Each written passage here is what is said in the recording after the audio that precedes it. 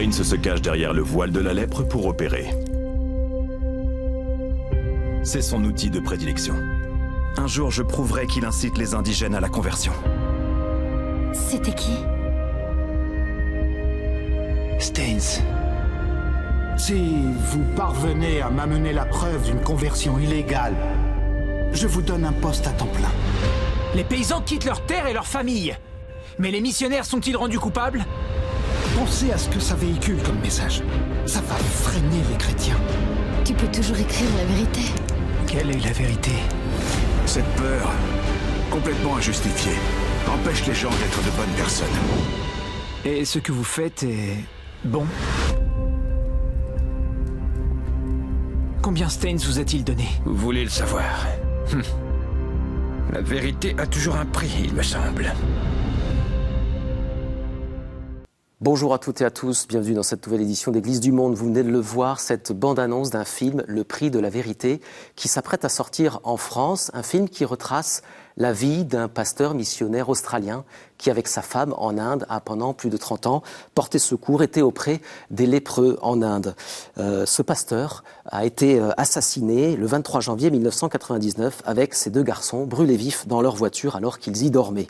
À l'occasion de la sortie de ce film en France, nous avons la grande joie d'accueillir son réalisateur indien, Anish Daniel. Une occasion de parler de cette figure du pasteur Graham Steins, mais aussi de parler de la présence missionnaire chrétienne plus largement et des questions religieuses en Inde où, on va le voir, la population hindouiste est en grande majorité, mais il y a aussi des minorités qui sont parfois victimes de violences religieuses perpétrées notamment par les nationalistes hindous.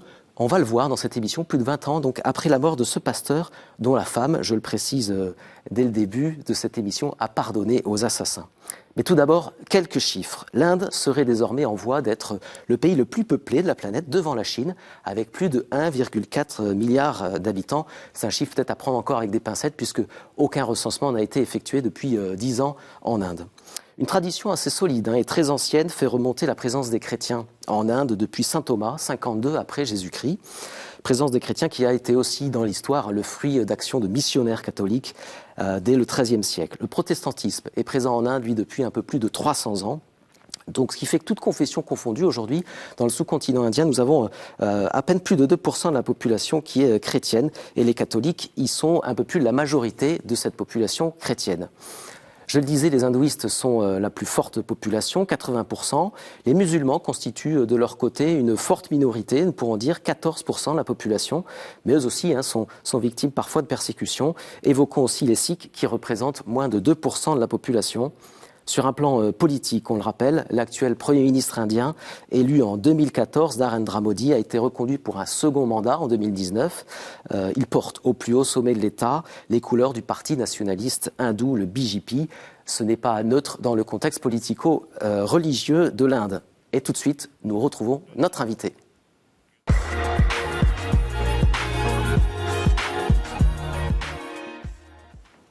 Anish Daniel, bonjour. Merci beaucoup d'avoir accepté notre invitation. Vous êtes scénariste, réalisateur et producteur de cinéma en Inde. Votre film, Le Prix de la Vérité, est déjà sorti aux États-Unis, en Australie, en Afrique du Sud et en Inde. Et on peut le dire aussi, votre mère a été l'une des premières femmes pasteurs en Inde, dans le nord de l'Inde. Donc votre film sort en France dans quelques jours. Il raconte la vie de Graham Steins, un pasteur australien missionnaire qui était actif dans l'état actuel d'Odisha, anciennement Orissa. Il a passé près de 40 ans au service des lépreux avec sa femme Gladys et il a été assassiné par des nationalistes extrémistes hindous en 1999. Votre projet de film est né finalement peu après cette mort, il y a presque 20 ans. Pourquoi cela a-t-il été si long de réaliser ce film? Est-ce que d'abord, c'est une question qu'on peut se poser, le pouvoir indien a-t-il créé des difficultés pour que vous puissiez le réaliser?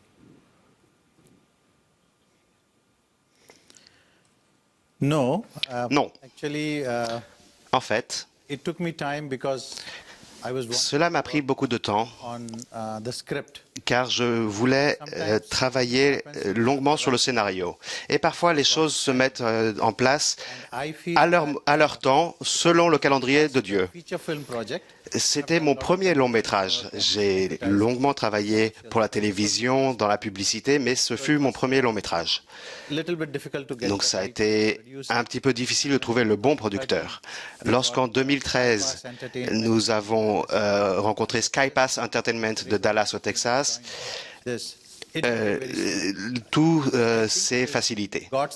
Donc je pense que ça a été le calendrier prévu par Dieu. Car ce qui nous est arrivé pendant ce temps nous a aidé à trouver le bon scénario. Alors parlons de Graham Staines. Il a été accusé de conversion forcée, de chercher à convertir des hindous au christianisme, alors que son œuvre était finalement d'être auprès des lépreux. Et personne n'a réussi à prouver qu'il effectuait des conversions forcées. Pourquoi finalement il a été tué par ces nationalistes? C'est une bonne question. Vous parlez de conversion forcée. Graham Staines' murder was, I consider, the first murder. Je considère que le meurtre de Graham Staines a été le premier meurtre provoqué par les fake news. Vous savez qu'on entend parler maintenant énormément de ce terme de fake news sur Internet, sur le téléphone. Les gens s'envoient des fake news, mais c'était avant les téléphones portables et avant Internet. Donc je pense que ça a été la première manifestation de ce phénomène des conséquences des fake news. Quelle que soit la région du monde, il faut faire attention à ce phénomène de fake news. Graham a fait un travail formidable, absolument formidable. Et lui et sa famille ont vraiment sacrifié toute leur vie pour les personnes affectées par la lèpre. Et je pense que ce qui lui est arrivé était tragique, mais il a fait une œuvre formidable. Et après que sa femme ait déclaré son pardon, ça a amplifié cette nouvelle. Ça a fait un message très fort.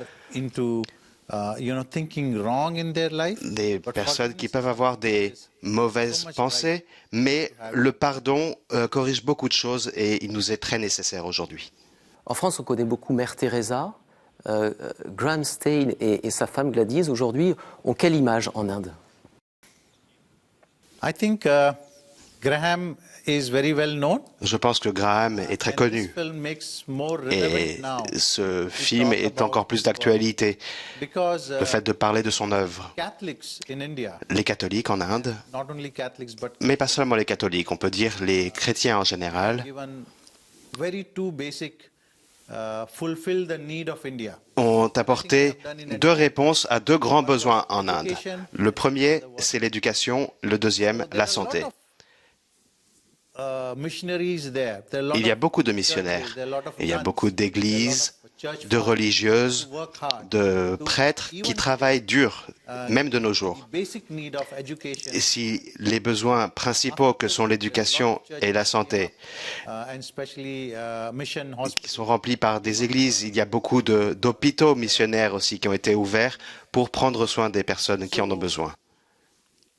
With Christians that feel of love and affection towards the needy. Avec les chrétiens, ce sentiment de besoin d'affection pour les personnes qui en ont besoin est très présent. Beaucoup de chrétiens font cela de nos jours. Que sont devenus les assassins de Graham Staines aujourd'hui?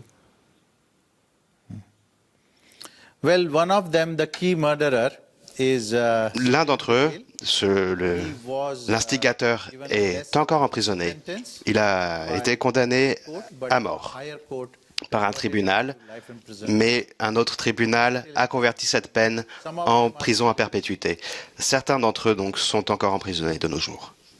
Alors, les crimes contre les communautés chrétiennes, notamment, ont augmenté de 60% entre 2016 et 2019, selon un rapport de Persecution Relief.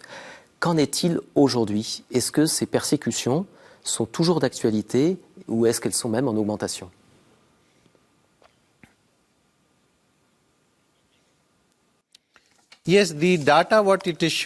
Oui, les données présentées par Persecution Relief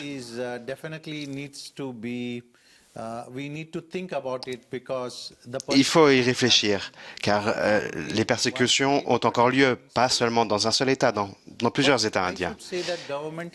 Mais je dois dire que le gouvernement s'efforce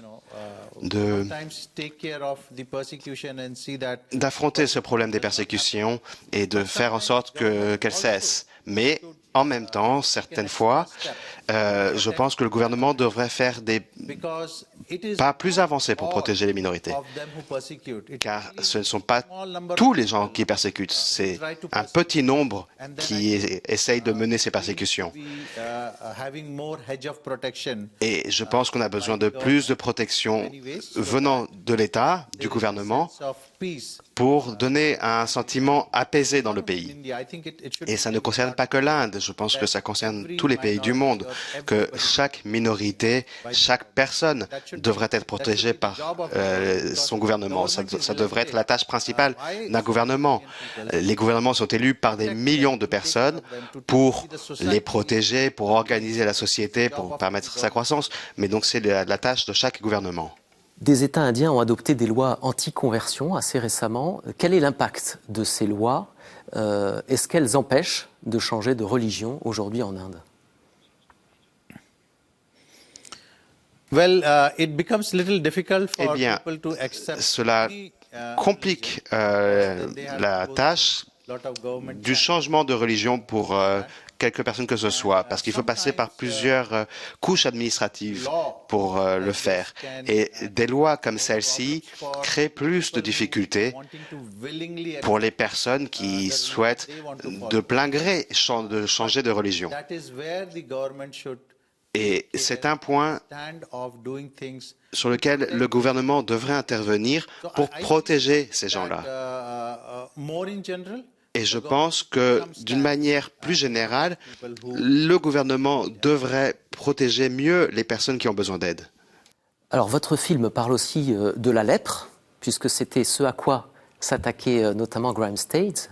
La lèpre est encore répandue en Inde. Pour quelles raisons, selon vous, principalement? Je pense que ce sont principalement les conditions d'hygiène dans le pays, dans certains cas. Je ne suis pas un expert du domaine, mais on voit qu'elle existe encore. Bien sûr, le gouvernement a fait d'énormes efforts, par exemple pour éradiquer la polio, et il devrait faire la même chose pour la lèpre. De nos jours, la lèpre peut être soignée. Et je pense que la situation est meilleure aujourd'hui comparée à il y a 20 ou 30 ans. À une époque, c'était un grand tabou d'être atteint de la lèpre. Alors les lépreux sont encore peut-être un peu victimes des discriminations, même quand ils sont guéris. Il y a encore une image qui est négative. On va le voir en tout cas à l'époque de Grime State, dans l'extrait de votre film, quand un journaliste, qui est un personnage que vous avez inventé pour votre film, et qui enquête sur Grime State, notamment sur ces supposées conversions forcées d'hindous par ce pasteur. Alors il va rencontrer le pasteur qui le prend en stop, avec à son bord, à l'arrière, une personne qui a la lèpre, mais qui en a été guérie pourtant depuis très longtemps. Et on va voir cette séquence et on va voir comment ce journaliste réagit. On regarde.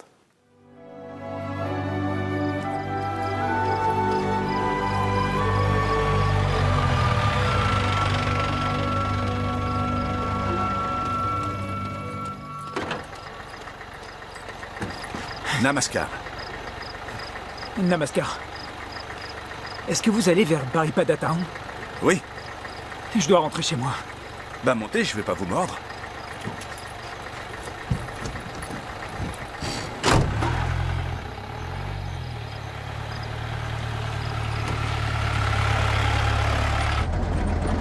Sundar, vous n'avez pas dit comment s'était passée la visite?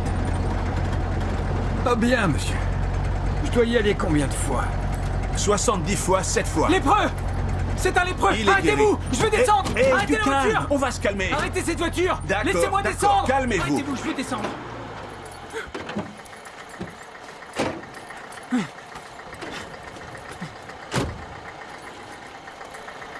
C'est un guet-apens. Il paye mon billet de bus, le bus me laisse et puis vous voilà. Je vous ai juste pris en stop. Pas avec un lépreux. Calmez-vous. Ça fait 30 ans qu'il est plus contagieux. Je m'en fous, je voyage pas avec lui, Il n'est plus contagieux depuis très longtemps. C'est non.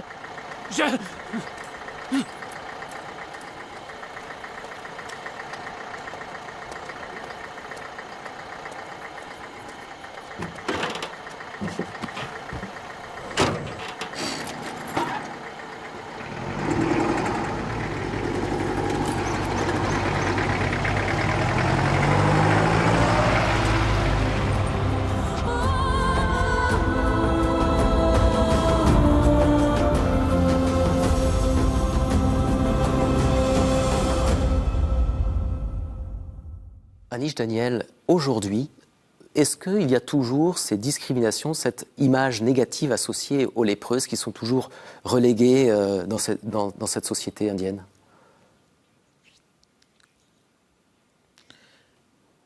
It is very little.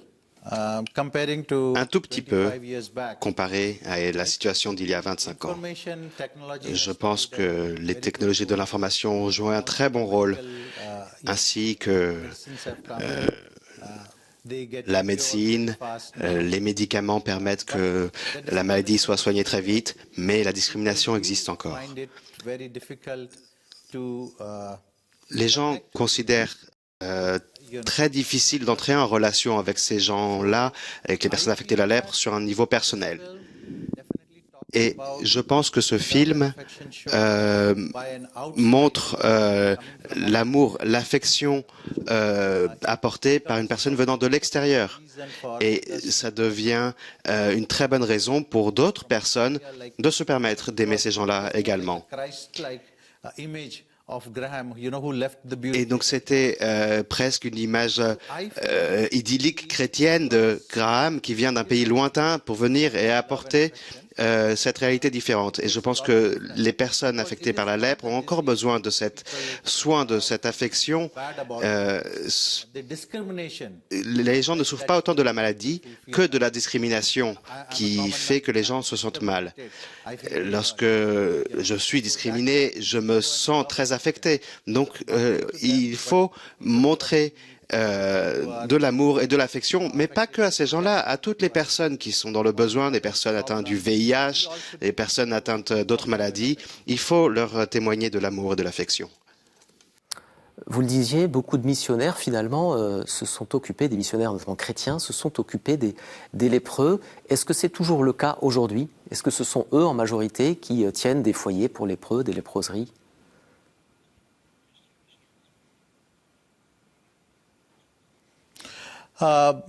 Not really. Pas tout à fait. Il y a des missionnaires hindous également qui prennent soin. Il y avait un missionnaire appelé Baba Amti. Je dis le nom missionnaire car il avait cette mission. Baba Amti a une léproserie, c'est une organisation hindoue. Et il y a également d'autres personnes venant de diverses organisations. Mais si on regarde le nombre de missionnaires, ils sont plus nombreux. En particulier, les communautés catholiques qui sont venus et qui ont aidé beaucoup de centres de soins pour les personnes les plus démunies. L'une d'entre elles est évidemment Mère Teresa, mais il n'y a pas que Mère Teresa, il y a beaucoup de centres de mission catholiques qui aident les personnes affectées, mais pas seulement de la lèpre, des personnes démunies, des personnes âgées ou des personnes qui ont été exclues de leur maison, de leur famille. Donc il y a de nombreuses missions chrétiennes. Il y a des personnes affectées de troubles mentaux dont ces missionnaires prennent soin. Cette mission, cet amour inconditionnel, l'agapé de Jésus-Christ est représenté par beaucoup de personnes en Inde, en particulier des chrétiens. Vous avez dit que si ce film était un succès, vous alliez faire probablement la suite. Qu'en est-il réellement aujourd'hui? Alors, en tout cas pour les pays où il a déjà été diffusé, à savoir les États-Unis, l'Australie, l'Inde, l'Afrique du Sud? I have a very strong idea of the courtroom drama with this film. J'ai une image très forte des catastrophes judiciaires avec ce film et je voulais montrer ce qui s'est passé après le meurtre. Il y a aussi, j'aimerais faire l'histoire réelle de ce qui s'est passé dans le tribunal, car après la mort de Graham, tout le monde disait, il faisait des conversions, donc il a été tué. Les gens justifiaient ça comme cela. Personne ne savait quelle était la vérité. Et une cour suprême, il y avait un juge qui a enquêté sur cette affaire. Et lorsque le rapport a été publié, le rapport a dit que Graham n'effectuait pas de conversion et que Gladys peut revenir et travailler avec les personnes atteintes de la lèpre. Donc ça a été le dernier mot du rapport. Donc cet incident précis donne un très bon fil directeur pour raconter l'histoire décrivant comment faire face aux défis auxquels les gens ont à faire face et de dire la vérité. Merci Anish Daniel d'avoir répondu à nos questions à l'occasion de la sortie de votre film, Le Prix de la Vérité. Donc on rappelle sa sortie ce 10 mai dans les salles françaises. Merci encore infiniment. Tout de suite, on évoque d'autres informations dans le monde.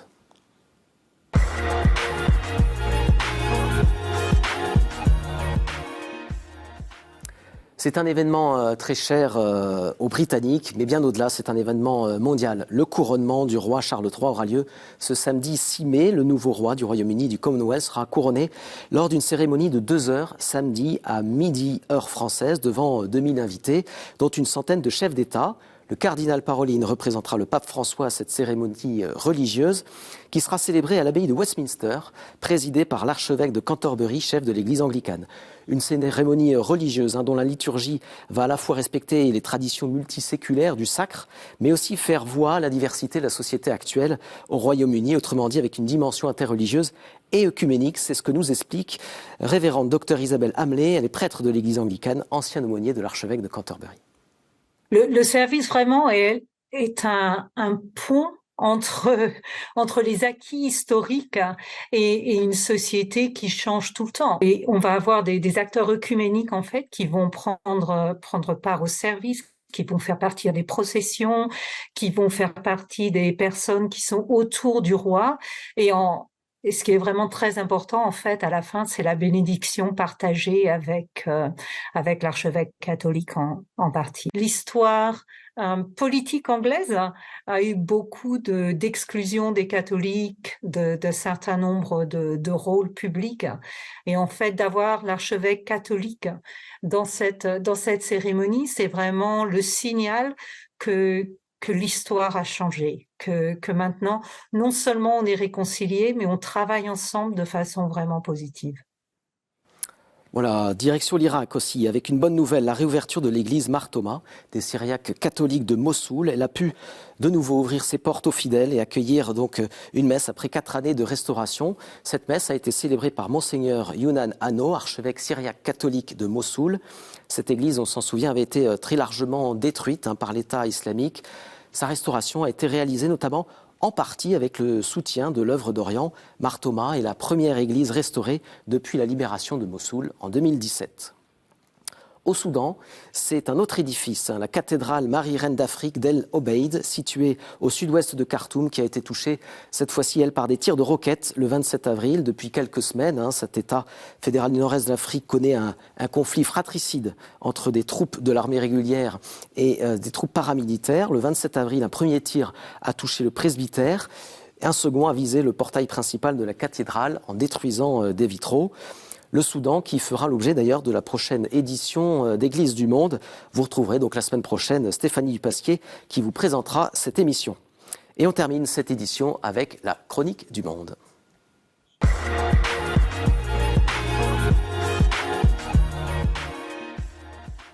Et on retrouve Amélie Martineau-Lavallée, elle est journaliste pour la web télé de l'Église du Québec. On est devant la cathédrale de Québec. Derrière ces portes se trouve un personnage important, tant pour la Nouvelle-France que pour l'Église d'ici. Comme vous voyez, la ville est en train de faire la place devant la cathédrale et c'est un peu bruyant, alors on va rentrer à l'intérieur. François de Montmorency-Laval est né à Montigny-sur-Avre en 1623, le 30 avril. Sa famille fait partie de la haute noblesse française. Le pape Clément X va fonder le diocèse de Québec en 1674 et puis François de Laval en est donc le premier évêque. Il faut savoir que le diocèse de Québec à cette époque-là est particulièrement grand puisqu'on part du nord du Québec, la baie d'Hudson jusqu'en Louisiane et notre cher François, Saint François de Laval, il faut savoir qu'il a été reconnu comme un pasteur infatigable. Il a parcouru le territoire en raquette, à pied, en canot. Il descendait jusqu'au Mississippi, puisque le diocèse se rendait jusque-là pour aller rencontrer ses fidèles. Je suis devant le gisant de François de Laval et vous vous demandez pourquoi je vous parle de Saint-François de Laval. Eh bien, ce 30 avril, c'était son anniversaire, le 400e anniversaire de naissance. Il y aura des festivités tout au cours de l'été. D'ailleurs, les festivités ont commencé le 30 avril. Monseigneur Gérald Cyprien Lacroix, qui est le 25e successeur de Saint-François de Laval, a fait une célébration ici à la cathédrale. Et puis, il y avait un groupe de Chartres qui était présent, accompagné par leur évêque, Monseigneur Christery. Je vous invite donc à consulter le site Internet des fêtes du 400e anniversaire de naissance de François de Laval pour en savoir plus. Au plaisir! Voilà, merci Amélie Martineau-Lavallée, journaliste donc pour la web télé de l'Église du Québec. Voilà, c'est la fin de cette édition. Merci infiniment de l'avoir suivi. Si vous voulez revoir cette émission, vous pouvez évidemment aller sur notre site internet ktotv.com et sur nos réseaux sociaux. Merci encore d'avoir suivi cette émission et la semaine prochaine, vous retrouverez Stéphanie Dubasquet. À bientôt.